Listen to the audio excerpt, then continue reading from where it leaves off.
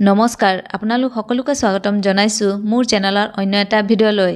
আজিৰ ভিডিঅ'টোত হ'বলগীয়া ADREৰ গ্ৰেড 3 আৰু গ্ৰেড 4 পৰীক্ষাৰ বাবে কেইটামান অতি গুৰুত্বপূৰ্ণ প্ৰশ্ন উত্তৰ লৈ আহিছো। গতিকে বলকচোন ভিডিঅ'টো আৰম্ভ কৰোঁ। প্ৰথম প্ৰশ্নটো হৈছে কোনটোৰ বতাহৰ গতিবেগ সৰ্বাধিক হয়? অপচন ক হাৰিকেন, অপচন খ টৰ্নেড, অপচন গ ঘূৰ্ণীবতাহ এণ্ড অপচন ঘ টাইফুন। উত্তৰটো হৈছে অপচন খ টৰ্নেড বতাহৰ গতিবেগ সৰ্বাধিক হয়। 2 নম্বৰ প্ৰশ্নটো হৈছে ডুলড্ৰাম বুলি ক'লে কোনটো জলবায়ু থকা অঞ্চলক বুজায়? অপচন ক বতাহ মাৰি থকা, অপচন খ আৰ্দ্ৰ, অপচন গ শীতল এণ্ড অপচন ঘ শান্ত। উত্তৰটো হৈছে অপচন ঘ শান্ত অঞ্চলক বুজায়। 3 নম্বৰ প্ৰশ্নটো হৈছে দুখন ঠাইৰ মাজত থকা বায়ুমণ্ডলীয় চাপৰ পাৰ্থক্যৰ হাৰক কি বল হিচাপে অভিহিত কৰা হয়? অপচন ক ঢাপনতি, অপচন খ মধ্যাকৰ্ষণিক, অপচন ক অপকেন্দ্ৰিক এণ্ড অপচন খ ঘৰ্ষণ। উত্তৰটো হৈছে অপচন ক ঢাপনতি বল হিচাপে অভিহিত কৰা হয়। 4 নম্বৰ প্ৰশ্নটো হৈছে কোনটোৱে শীতল আৰু স্থানীয় বতাহক বুজায়? অপচন ক চান্টা এনা, অপচন খ মিষ্ট্ৰাল, অপচন গ লু এণ্ড অপচন ঘ চিনুক। উত্তৰটো হৈছে অপচন খ মিষ্ট্ৰালে শীতল আৰু স্থানীয় বতাহক বুজায়। 5 নম্বৰ প্ৰশ্নটো হৈছে কোনটোৰ পাৰ্থক্যৰ ফলত বায়ুৰ সৃষ্টি হয়? অপচন ক বৰষুণ, অপচন খ বতাহৰ চাপ, অপচন গ উচ্চতা এণ্ড অপচন ঘ আৰ্দ্ৰতা। উত্তৰটো হৈছে অপচন খ বতাহৰ চাপৰ ফলত বায়ুৰ সৃষ্টি হয়। 6 নম্বৰ প্ৰশ্নটো হৈছে কোন অঞ্চলত অতিৰিক্ত ক্ৰান্তীয় ঘূৰ্ণীবতাহ সংঘটিত হয়? অপচন ক ক্ৰান্তীয় অঞ্চলত, অপচন খ উপক্ৰান্তীয় অঞ্চলত, অপচন গ উচ্চ অক্ষাংশ অঞ্চলত এণ্ড অপচন ঘ নাতিশীতোষ্ণ অঞ্চলত। উত্তৰটো হৈছে অপচন ঘ নাতিশীতোষ্ণ অঞ্চলত অতিৰিক্ত ক্ৰান্তীয় ঘূৰ্ণীবতাহ সংঘটিত হয়। 7 নম্বৰ প্ৰশ্নটো হৈছে কিহে বিষুৱ আৰু মেৰুৰ মাজত পৃথক বতাহৰ চাপ সৃষ্টি কৰে? অপচন ক প্ৰতিটো ঋতুৰ দৈৰ্ঘ্য, অপচন খ পৃথিৱীৰ গোলাকাৰ আকৃতি, অপচন গ সৌৰ বৰ্ষৰ সময়কাল এণ্ড অপচন ঘ প্ৰতিটো অঞ্চলে লাভ কৰা প্ৰত্যক্ষ সূৰ্যৰ পোহৰৰ পৰিমাণ।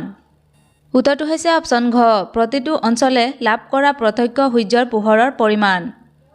8 নম্বৰ প্ৰশ্নটো হৈছে কোনটো অঞ্চল উচ্চ চাপ বলয়ৰ অংশ নহয়? অপচন ক নিৰক্ষীয় অঞ্চল, অপচন খ নাতিশীতোষ্ণ অঞ্চল, অপচন গ উপমেৰু দেশীয় অঞ্চল এণ্ড অপচন ঘ উপক্ৰান্তীয় অঞ্চল।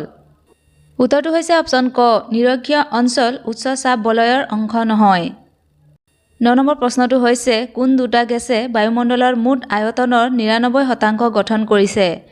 অপচন ক নাইট্ৰজেন আৰু অক্সিজেন, অপচন খ অক্সিজেন আৰু কাৰ্বন ডাই অক্সাইড, অপচন গ অক্সিজেন আৰু হাইড্ৰজেন এণ্ড অপচন ঘ নাইট্ৰজেন আৰু কাৰ্বন ডাই অক্সাইড। উত্তৰটো হৈছে অপচন ক নাইট্ৰজেন আৰু অক্সিজেন গেছে বায়ুমণ্ডলৰ মুঠ আয়তনৰ 99% গঠন কৰিছে। 10 নম্বৰ প্ৰশ্নটো হৈছে বায়ুমণ্ডলৰ কোনটো স্তৰক বতৰ সৃষ্টিকাৰী স্তৰ বোলা হয়? অপচন ক ট্ৰেট'স্ফিয়াৰক, অপচন খ এক্সোস্ফিয়াৰক, অপচন গ ট্ৰপ'স্ফিয়াৰক এণ্ড অপচন ঘ থাৰ্ম'স্ফিয়াৰক। উত্তৰটো হৈছে অপচন গ ট্ৰপ'স্ফিয়াৰক বতৰ সৃষ্টিকাৰী স্তৰ বোলা হয়। 11 নম্বৰ প্ৰশ্নটো হৈছে ব্ৰহ্মপুত্ৰ নদী বংগোপসাগৰত পৰাৰ ঠিক আগতে কোনটো নদীৰ সৈতে মিলিত হয়? অপচন ক গংগা, অপচন খ তাপ্তি, অপচন গ গোদাৱৰী এণ্ড অপচন ঘ মহানদী। উত্তৰটো হৈছে অপচন ক গংগা নদীৰ সৈতে মিলিত হয়। 12 নম্বৰ প্ৰশ্নটো হৈছে আন্দামান নিকোবৰ দ্বীপপুঞ্জ কেইটা দ্বীপৰ সমষ্টিৰে গঠিত? অপচন ক 115টা, অপচন খ 204টা, অপচন গ 195টা এণ্ড অপচন ঘ 215টা। উত্তৰটো হৈছে অপচন ঘ 215টা সমষ্টিৰে গঠিত। 13 নম্বৰ প্ৰশ্নটো হৈছে উলাহৰ হ্ৰদ ক'ত অৱস্থিত? অপচন ক জম্মু আৰু কাশ্মীৰত, অপচন খ মণিপুৰত, অপচন গ ৰাজস্থানত এণ্ড অপচন ঘ তামিলনাডুত। উত্তৰটো হৈছে অপচন ক জম্মু আৰু কাশ্মীৰত উলাহৰ হ্ৰদ অৱস্থিত। 14 নম্বৰ প্ৰশ্নটো হৈছে কোনটো সমভূমিক থৰ মৰুভূমি হিচাপে জনা যায়? অপচন ক ব্ৰহ্মপুত্ৰ, অপচন খ গংগা, অপচন গ ৰাজস্থান এণ্ড অপচন ঘ জম্মু আৰু কাশ্মীৰ। উত্তৰটো হৈছে অপচন গ ৰাজস্থান সমভূমিক থৰ মৰুভূমি হিচাপে জনা যায়। 15 নম্বৰ প্ৰশ্নটো হৈছে কোনডাল ৰেখাই ভাৰতক প্ৰায় দুটা সমান অংশত ভাগ কৰিছে? অপচন ক মকৰ ক্ৰান্তি ৰেখা, অপচন খ কৰ্কট ক্ৰান্তি ৰেখা, অপচন গ বিষুৱ ৰেখা এণ্ড অপচন ঘ ওপৰৰ এটাও নহয়। উত্তৰটো হৈছে অপচন খ কৰ্কট ক্ৰান্তি ৰেখাই ভাৰতক প্ৰায় দুটা সমান অংশত ভাগ কৰিছে। 16 নম্বৰ প্ৰশ্নটো হৈছে কোনখন নৈৰ দ্বাৰা পশ্চিম সমভূমিৰ সৃষ্টি হৈছে?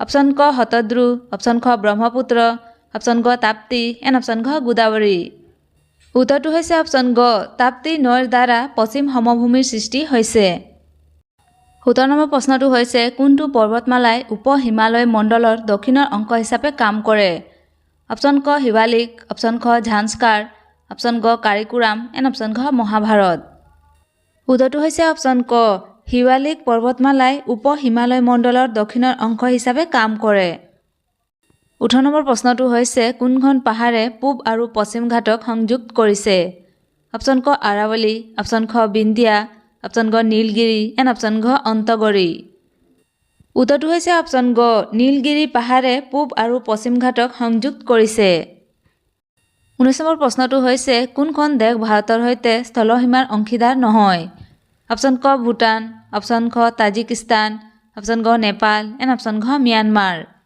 উত্তৰটো হৈছে অপশ্যন খ তাজিকিস্তান দেশ ভাৰতৰ সৈতে স্থলসীমাৰ অংশীদাৰ নহয় 20 নম্বৰ প্ৰশ্নটো হৈছে হাৰিয়ানাৰ ৰাজধানীৰ নাম কি অপশ্যন ক কাৱাৰত্তি অপশ্যন খ চিমলা অপশ্যন গ পাটনা এণ্ড অপশ্যন ঘ চণ্ডীগড় উত্তৰটো হৈছে অপশ্যন ঘ চণ্ডীগড় হাৰিয়ানাৰ ৰাজধানী প্ৰশ্নোত্তৰবোৰ চাই যদি ভাল পাইছে তেন্তে প্লিজ লাইক কমেণ্ট শ্বেয়াৰ কৰি যিসকলে এতিয়ালৈকে মোৰ চেনেলটো ছাবস্ক্ৰাইব কৰা নাই প্লিজ ছাবস্ক্ৰাইব কৰি ল'ব তেতিয়াহে আপোনালোকে সকলো ধৰণৰ প্ৰশ্ন উত্তৰবোৰ পাই থাকিব থেংক ইউ